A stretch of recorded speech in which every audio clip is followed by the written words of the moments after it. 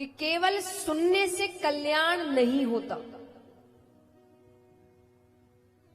कई बार लोग आते ना, हमने तो इतनी कथा सुन ली फिर भी कुछ नहीं हो रहा, क्योंकि सिर्फ सुन रहे हो, कुछ कर नहीं रहे।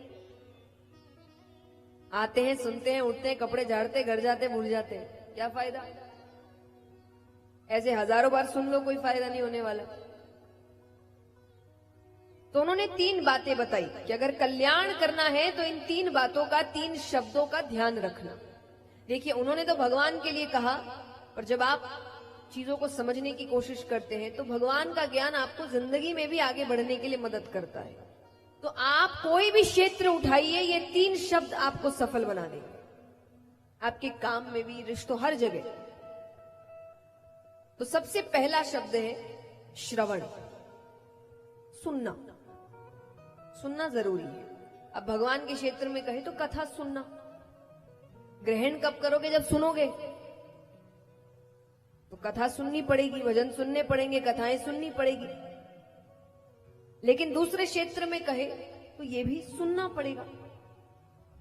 आज हर व्यक्ति बोलने में लगा है, कोई किसी को सुनना पसंद। आप किसी को एक ज्ञान की बात बताइए, वो 4 और बताएंगे। कोई सुनने को तैयार नहीं। मुझे लगता है समय ऐसा आ रहा है कि आज सिर्फ कथा ही सुन रहे लोग, बाकी तो बोलना ही बोलना है सबको। कथा ही बची है जहां पे बैठ के सुन रहे हैं थोड़ी देर। लेकिन सुनना जरूरी है। सबको सुनिए, सबके पास कुछ ना कुछ है बताने को। आप किसी के अगर पास बैठे हो, वो कुछ बोलने की कोशिश कर रहा है, तो अपनी 10 बात सामने रखने की कोशिश मत करिए, उसको सुनिए। मैं हमेशा कहती हूं कि बोलोगे तो वो ही जो पता है, पर अगर सुनने की कोशिश करोगे तो शायद वो पता चल जाए जो कभी नहीं पता। इसलिए सुनना जरूरी है। अब कई बार लोग कहते हैं कि हर किसी को थोड़ी सुनेंगे, हमें जो समझदार, हर किसी को सुनो। ज्ञानी को भी सुनो, मूर्ख को भी सुनो। कारण है, क्योंकि ज्ञानी को सुनने से पता चलेगा क्या करना चाहिए, और मूर्ख को सुनने से पता चलेगा क्या नहीं करना चाहिए। दोनों ही जरूरी है ना। क्या करना चाहिए तो सबको पता होता है कई बार, क्या नहीं करना चाहिए ये नहीं पता, तो कल को हम ही मूर्खों वाली हरकतें कर रहे हो। इसलिए दोनों को सुनो। तो सबसे पहला लक्षण है, कारण है ना, भगवान ने 2 कान 1 मुंह दिए हैं। 2 कान का मतलब है ज्यादा सुनो। अगर ज्यादा बुलवाना होता भगवान 2 मुंह देते, और भगवान ने 2 कान दिए हैं कि बोलो कम, सुनो ज्यादा। अब दूसरा है श्रवण के बाद चिंतन। ये सबसे सुंदर चीज है। देखिए, मैं हमेशा कहती हूं, सनातन धर्म आपको आंख पर पट्टी बांधना नहीं सिखाता, अंधविश्वास नहीं सिखाता। सनातन धर्म जिज्ञासा सिखाता है, प्रश्न करना सिखाता है, सच ढूंढना सिखाता है। आपके अधिकतर शास्त्र प्रश्नों से शुरू हो रहे हैं। प्रश्न क्या है? जिज्ञासा है। आंख बंद करके विश्वास नहीं कर रहे, प्रश्न कर रहे हैं। और इसका सबसे सुंदर उदाहरण है, यहां कितने हैं जिन्होंने गीता जी पढ़ी है? हाथ उठाना।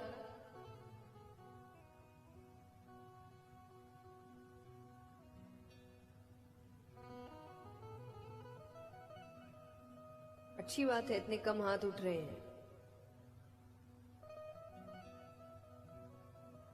आपको पता है ना, हम अकेले हैं जो अपने शास्त्र नहीं पढ़ते, बाकी सब पढ़ते हैं, बचपन से पढ़ते हैं, जो बहुत अच्छी बात है। हम अकेले हैं जो नहीं पढ़ते, और घर में सबके होगी। बस रखेंगे, हाथ जोड़ेंगे। एक निवेदन है, इन 7 दिनों में अगर आपको मेरी कही कोई भी बात भी अच्छी लगे, कथा थोड़ी भी अच्छी लगे, तो पहला काम अगर आप कुछ कर सकते हैं तो जाकर गीता जी पढ़िए। सबसे निवेदन है, ठीक है? चलिए, पढ़ा नहीं, पता तो होगा उसमें क्या है। क्या है? सरीला खाएंगे? बताइए गीता जी में क्या है?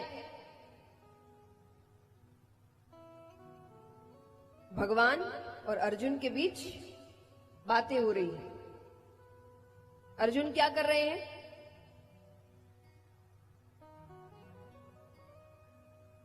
अर्जुन अर्जुन सुन नहीं, भगवान उपदेश दे रहे, अर्जुन क्या कर रहे हैं?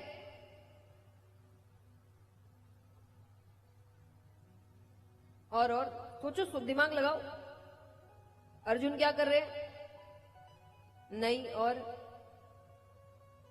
नहीं, प्रश्न कर रहे हैं। सिर्फ भगवान की बात होती और अर्जुन चुपचाप सुन रहे होते तो कुछ ही पन्नों में गीता जी खत्म हो गई होती।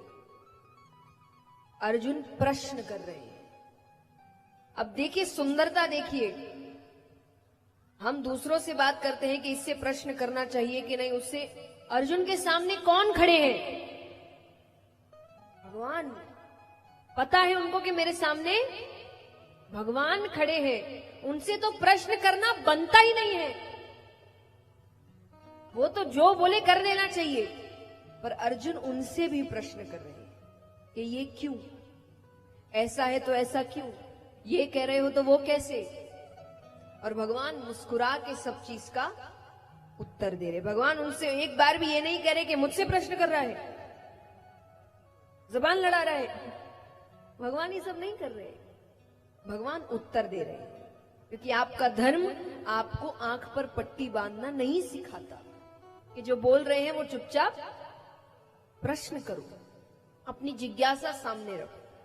उसी को कहते चिंतन, कि जो बताया जा रहा है उसको आंख पर पट्टी बांध के विश्वास नहीं करना है, चिंतन करना है। क्या बताया गया, क्यों बताया गया, क्या सही है, क्या गलत है, क्या मेरे जिंदगी पर उपयोगी है, इसको तो चिंतन। इसीलिए तो दिमाग दिया है भगवान ने। भगवान कहते मैंने सबको दिमाग दिया कि तुम इसका इस्तेमाल करो। और जो पहले होता है हमेशा अगर वही होता तो भगवान इतने अवतार थोड़ी लेते। भगवान ने अलग अलग अवतार लिए। क्यों? क्योंकि हर समय कुछ ना कुछ नया होना चाहिए।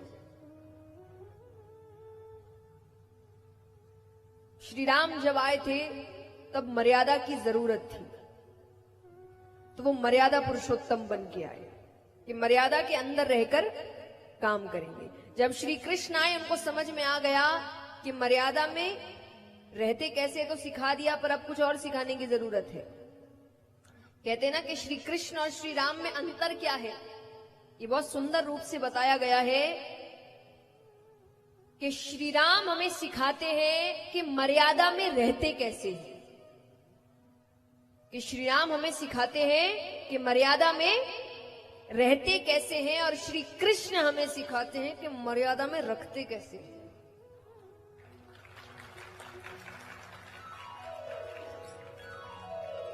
श्री राम कहते हैं तुम कितने ही बुरे बन जाओ मैं अच्छा ही रहूंगा। श्री कृष्ण कहते हैं तुम जैसे मैं उसका डबल।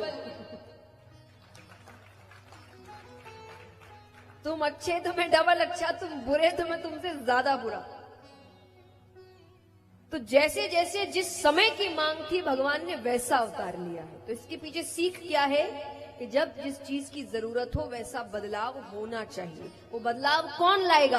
आप लाएंगे। कैसे लाएंगे? चिंतन करके लाएंगे। बस जो होता है वही आंख पर पट्टी बांध के काम करते रहोगे तो कहां से बदलाव आएगा? तो चिंतन करना पड़ेगा। तो दूसरा लक्षण है चिंतन, और तीसरा है मनन।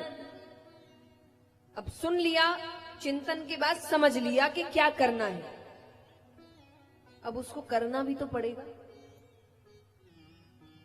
सार समझ में आ गया कि सच बोलना है, पर सच बोलना भी तो पड़ेगा, बदलाव तो तभी आएगा।